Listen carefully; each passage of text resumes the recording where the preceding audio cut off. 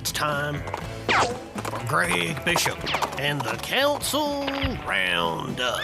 Yeehaw! It's the Council Roundup each and every Wednesday. If there's a Springfield City Council meeting Tuesday night, I get up super duper early in the morning, I listen to it in double speed, and then I chop it all up, and then we get it on air for you, some of the highlights. Not going to be able to get to everything, including a shout out to the Council Roundup from a citizen addressing the council last night about problem properties, but I do appreciate that, people listening in.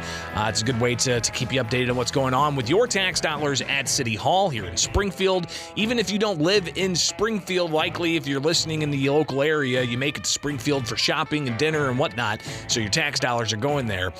So obviously it's important to keep tabs on what's going on, especially with the larger municipality within the region. So the Council Roundup each and every Wednesday brought to you by Head West Subs. When you want a great sub, you've got to Head West. Their downtown location open for lunch. Don't forget about delivery, Head West Subs. All right, let's get on into it. Last night was a full city council meeting. A lot of conversation had, and they start off with a presentation. Here is Springfield Mayor Misty Buscher. Is by Capital Area Realtors. Nash Aldenettle is going to read us some information on a presentation regarding Ordinance 98.06 chronic nuisances. So this is a member of the local Realtors Association and kind of reviewing an older ordinance that deals with problem properties and chronic nuisance properties. Here is Nash from the Realtors Association. The purpose of it is just to bring highlights of what it does, what it allows the city to do, and what can be implemented. And he goes on to talk about some of the various components of this. So under 170.1767D covers Class 1, Class 2, Class 3, which ranges from garbage, debris, tall grass, abandoned vehicles to structure failures. So Nash, he laid out and he read a lot of the various components of this in the council chambers last night, and giving all the ins and outs about the process of, these problem properties and how they can be fined and the administrative law hearings and so on. And then he, in conclusion, talks about some of the other ins and outs, especially when it comes to what could possibly be modified in the future when it comes to problem properties. So in conclusion, this ordinance covers all properties. We're talking rentals, complexes, duplexes, homeowner-occupied parking lots, businesses, you name it, any property, doesn't matter who owns it. It's not out-of-state, not in-state. It's any individual that's on the property taxes, any company that owns a building, any homeowner that owns it individually. If they fall in violation 3 times within this ordinance, they're supposed to be put on this registration. This has been in code since 2016. This ordinance gives the city the ability to do whatever it wants when it comes to a registration for nuisance properties. It just needs to be implemented and monitored. Previous discussions, you guys had talked about a committee. A good committee oversight over this ordinance would be great. Monthly checkups, making sure that these nuisance properties that fall under any type of property owner gets put on it, followed through, all the way to the extent of getting rid of the problem. With that, thank you guys for allowing me to do this presentation. So again, it's a presentation on an older ordinance that's already on the books, but this continues the conversation that was had last week when they discussed an ordinance and failed to advance it from Springfield Alderman Roy Williams Jr., where he's looking to get property owners on a registry so that they can have the most recent registration and contact information. So before we hear from Alderman Williams, here is Alderman Donnellan, who was just recently appointed Mayor Pro Tem by Mayor Misty Buscher. But he talks about the importance of continued focus on this issue of problem properties in the city of Springfield. But I think before we start talking about, at least before I start talking about changes or potential changes or fines or ways to make the process better or having discussions with the administrative judge, I'd like to hear from our department's report of what we've been doing about it and if they think it's working, and we just haven't had an opportunity to ask that. But again, And the mayor has said that she wants some time to get this ball rolling, as she's new in the position, only been there a month, and she wants to make sure that she's got everything where they need to get it to continue to hold property owners accountable for having problem properties. Alderman Ralph Hanauer, he laid out some of his concerns about this entire issue. we have some developers, some owners that will not cut the grass until the city cites them. And then they go to the administrative court and show I've cut the grass, and it gets wiped out. Well, what I think we ought to do is give them one chance to do it, and then, this may have it, but I think we need to reset it to a 2 or 3 year process to where they get one time where it goes away, and then the rest of the time, the next year at that first cut, if we have to let them know, if we go out there, we should be fining them whatever the fee is, and as it progressively goes up, as we have to continue to go out there. And that fee should not be able to be taken off by the administrative court judge, because we've warned them. They know what the rules are. Now, so Hanauer, again, laying out that he's looking for some changes, maybe having more teeth and more accountability, and the ability to say, hey, this person was a problem property last year. They should be considered a problem property moving forward. That way they can take care of the issue without it kind of resetting year after year after year. Alderman Sean Gregory chiming in on this as well. Here he is from last night's Springfield City Council meeting. Because what happens a lot of the times is we may have a residence or something with ungodly amounts of debris and that we go cite, and they may remove it, but a lot of times it just goes to the next alley or some other place that's a dumping. So I sponsored a ordinance that was a dump ticket ordinance, and that was for when we had these large situations that before we cleared it in that 7 days, they would have to prove to us that they went to the dump and dumped it the correct way. And I don't think that's been used very much, and I think that will help us out as well. So Alderman Sean Gregory highlighting an ordinance he put together about fly dumping, and he wants to see that continue to play out also. More debate on this overall issue of problem properties and how to deal with it. We'll hear from Alderman Roy Williams Jr., who had an ordinance last week, not advanced. It was tabled, but he seems to be encouraged by the continued conversation on this issue.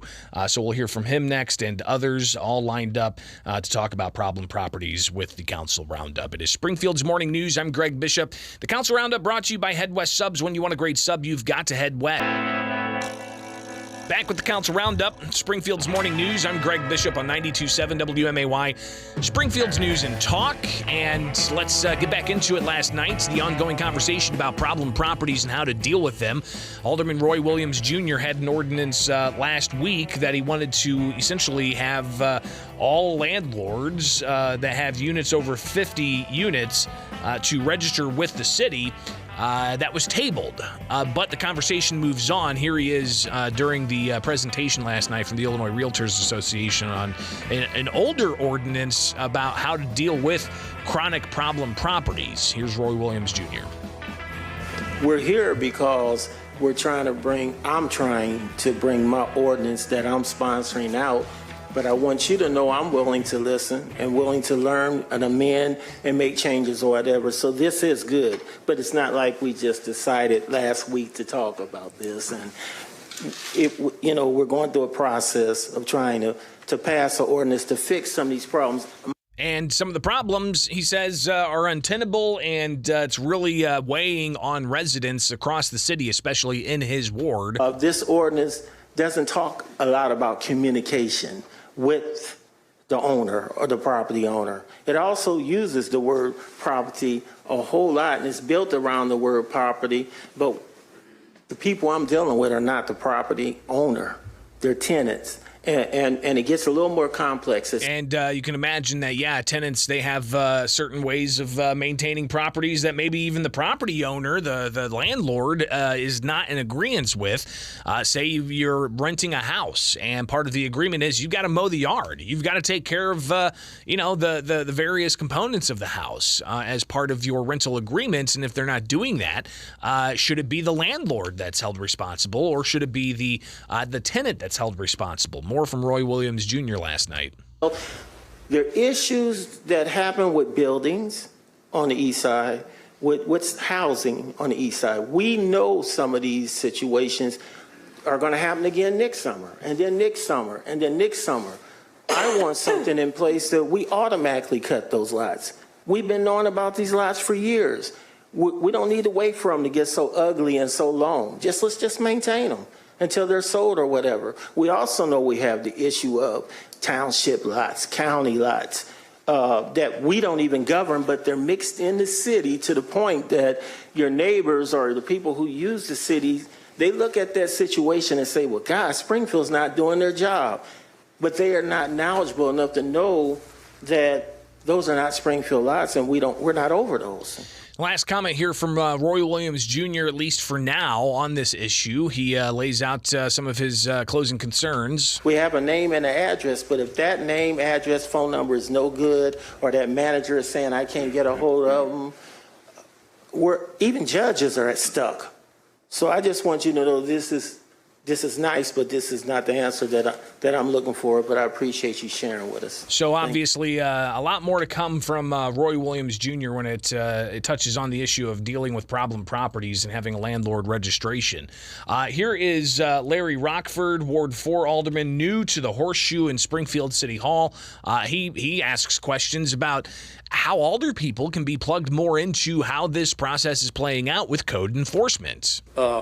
Does the inspector automatically go out and check this property again? I think we have 5 inspectors on the books. I mean, to cover the city, that's a big undertaking. So, I mean, staff-wise, I mean, we want to do a lot of things, but, we got to take into consideration that, are we understaffed? Do we, what's the process? What's a follow-up process? How do I know if anything's being done? Because the grass is still tall, the garbage is still there, so I don't know if anybody's been out there. Do I call downtown? I mean, that's my question, concern. And later on in the conversation, Rockford, he talked about how he has concerns when people do like fly dumping and then the grass grows over and somebody goes to mow it and then they're just mowing over all kinds of debris that they can't see underneath the tall grass. So you can see how the problems definitely compound on top of each other if this issue isn't dealt with in a timely fashion.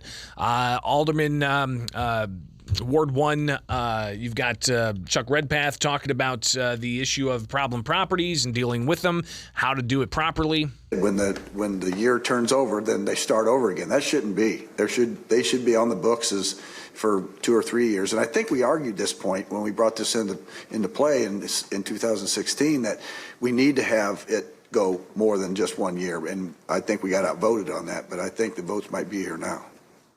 So we may see a change to some ordinances because of this ongoing conversation, but I don't know if it's going to allay all of the concerns that Alderman Roy Williams Jr. has when it comes to this ongoing issue.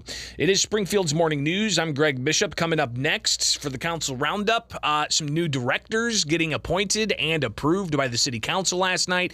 We'll also hear about an ordinance dealing on emergency passage to allow for police to get a new program that plugs in all kinds of different surveillance technology so they can have real-time view of crimes that may be committed. So we'll get to that and a few other comments. Wrap things up with the Council Roundup here on WMAY. Brought to you by Head West Subs. When you want a great sub, you've got to head west. Their downtown location open for lunch, and don't forget about delivery, Head West Subs. All right, stay tuned. More. It's the Council Roundup on WMAY, Springfield's Morning News. Thanks for hanging out with me each and every weekday morning.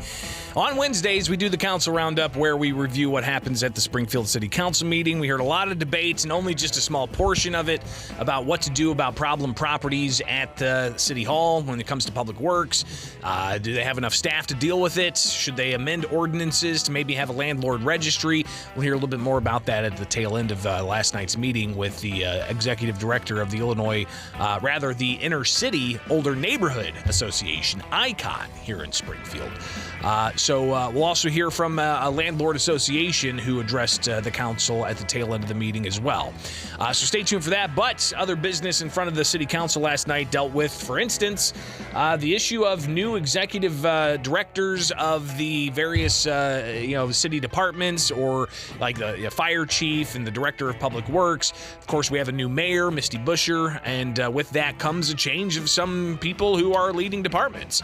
It's how happens. Elections have consequences. So here's one ordinance that was up for consideration on final passage last night, dealing with the director of public works. Here is Mayor Misty Busher.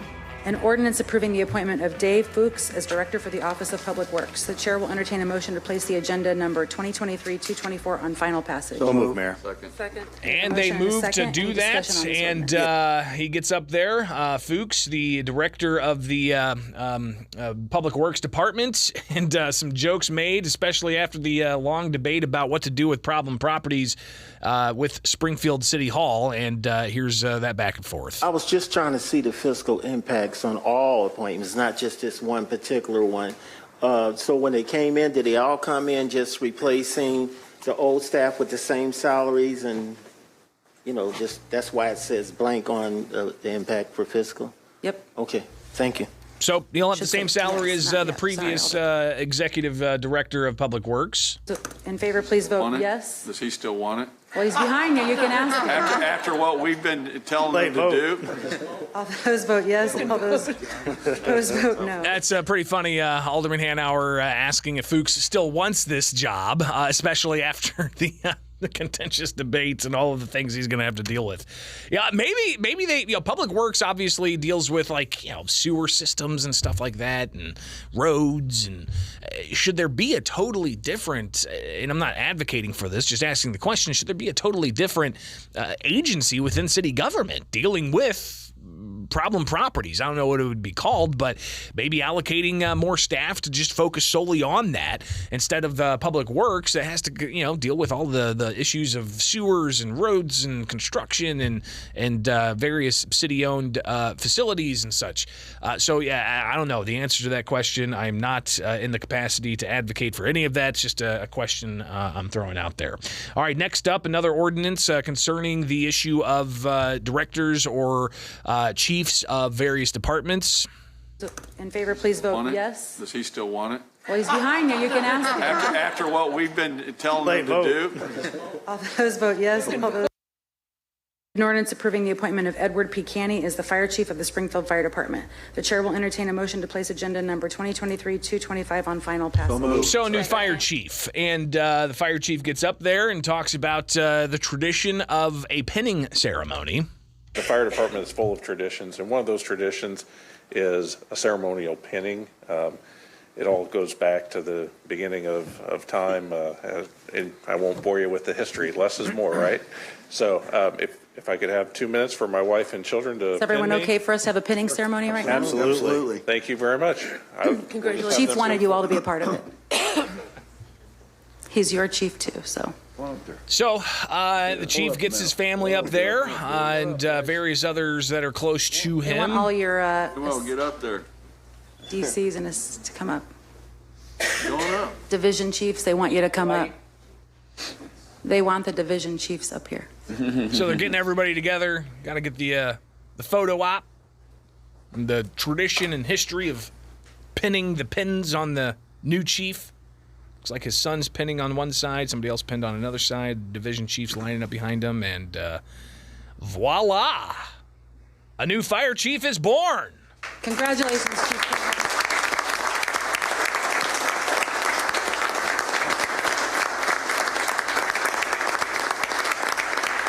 Thank you, Mayor. I forgot to include you, but thank you as well. That's always fun, and fun to see the family getting to take part in that as well. There was another individual that was up for consideration to lead a city department. Here's how that sounded yesterday at Springfield City Council meeting. Ordinance approving the appointment of Ethan Posey as the Director of the Office of Community Relations. And Ethan gets up there to talk about the position that he is about to take on after being approved. Here he is laying out his thoughts on the role. Good evening, everyone. I'd just like to reintroduce myself. My name is Ethan Posey. I am the Director of Community Relations here in the city. I want to thank you all for giving me a moment to step out last week. I had a family emergency. Family is very important to me, so I want to thank you all for that. I know that I am new to the community, and being the Director of Community Relations, it's very important that I build the relationships with you all and with every member of the community here in Springfield. I want you all to know that I do not expect that trust to be given, and that I will work every day to the best of my ability to earn that trust and do the best for this community.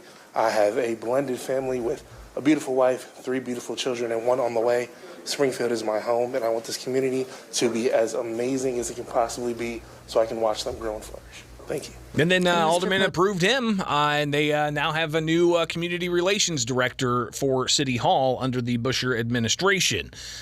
But they took time to, of course, they gave big applause to the new fire chief. They just wanted to make sure that all the new agency heads had the same type of treatment. I guess we need to call Director Fuchs up here because, Dave, you didn't get applause, Dave, so you got to come up.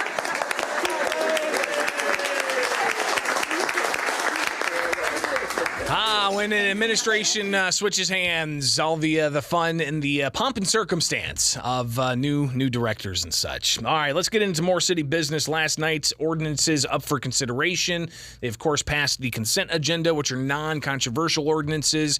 But then they had some ordinances on for emergency passage. Here's how one of those sounded last night at the Springfield City Council.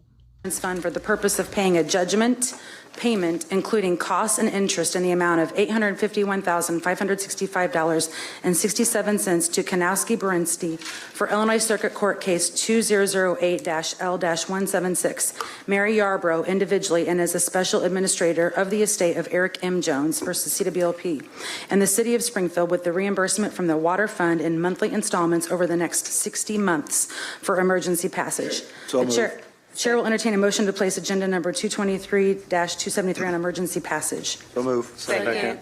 We have a motion and a second. Is there discussion? And it ultimately passed with no discussion. This is a settlement that the city's entering to settle a death that happened out at the beach, I believe, back in 2008 of a 16-year-old boy who drowned at the beach. And this settles that case for what, like $800,000 or something. Just a tragic story all around, no question. But we haven't had the beach opened since then. And I think that there's efforts that the new mayor's looking at revitalizing that in some capacity. Not sure if it's going to be a public beach again or not, but something that obviously is very much an issue in the city of Springfield. Continuing on here, another ordinance up for consideration at last night's Springfield City Council meeting. An ordinance authorizing payment for a 1-year contract between the city and Fusus Inc. for a video and data collection collaboration platform for an amount not to exceed $150,000 through the use of grant funds for the Springfield Police Department for emergency passage. So move. Okay, we have a motion and a second. Any discussion on this ordinance? Ms. Mayor. Alderman Gregory. I would like, I know this is on emergency passage. I imagine it has a deadline on funding for this grant, but I am concerned with some of our citizens as well. I did reach out to the ACLU president, Ken Page, on just for public safety and you know, they have really, you know, an ordinance like this where we're going to you know, be able to live stream things through our police cameras as well as other devices throughout our city is a serious matter. And I think the public needs to have more time to weigh in on this particular ordinance before we put it through and implement such a technology into our city. And what this would do is bring in all kinds of different streams for police to be able to monitor if there's an ongoing criminal incident. And this is a grant that's coming from the state. And Chief Scarlett with the Springfield Police, he lays out why they need this now, why it's on emergency passage, and what exactly this technology will do. But Fusus is a platform that's, we call it real-time crime data center. It's actually in the squad cars, and essentially it does a bunch of different things. Essentially, on our screen, the officer's computer screens, it overlays all the platforms that we already have. So it overlays our computer-aided dispatch, it overlays our license plate reader technology, our shot spotter technology, and current city cameras that we already have access to. Basically what it does is when our officers are responding to a high-priority call, it puts all those technological pieces that we already have into one platform to allow for a more rapid response from the officer, a safer response for our team responding, and an efficient response. So we're not necessarily live streaming cameras all the time. Now, what we'll do is ask for people to participate by allowing us access to their cameras, whether that be the school district. If we had an active shooter, it'd be great to have those cameras live streaming, whether that be someone from the neighborhood, stores or whatnot. But that's all permission based. That's up to the owners of the cameras, whether they choose to share that with the police department. Yes, But Alderman Gregory, he said that he just doesn't think he can support this measure because of the lack of opportunity for the public to be aware of what's going on with this particular bill. So that's that conversation. There were other grant dollars that were discussed for Springfield Police. Then we had another new director, an interim director, one of my favorite people, actually, Catherine Harris. She's going to be leading up the Lincoln Public Library, and she was there just to address alder people briefly last night for the Springfield City Council. Here is Catherine Harris in front of the Springfield City Council for the Council Roundup. And hello to all of you. I am humbled and honored and challenged to have been asked to serve as the interim director of the library, and with focus on the interim part. Because I am going to be laser focused on getting a permanent director for the public library, which is indeed a gem in our community. So she will be hunting for a permanent library director for the Lincoln Public Library. That's Catherine Harris. We are going to extend the Council Roundup just a bit more to revisit some of the conversation about how to deal with problem properties and landlords. You've got Polly Poskin from the Inner City Older Neighborhood Association there. You also had a representative from the Capital Area Landlord Association. So we'll share just a couple of comments from them and then wrap up things with the Council Roundup. The Council Roundup brought to you by Head West Subs. When you want a great sub, you've got to head west. Their downtown location open for lunch. And don't forget about delivery, Head West Subs. Now, 7:51. I'm Greg Bishop. It is the Council Roundup. So we started the Council Roundup talking about problem properties, and we end the Council Roundup talking about problem properties and citizens addressing the council, including Rosanna Polito, who mentions the Council Roundup. Check this out.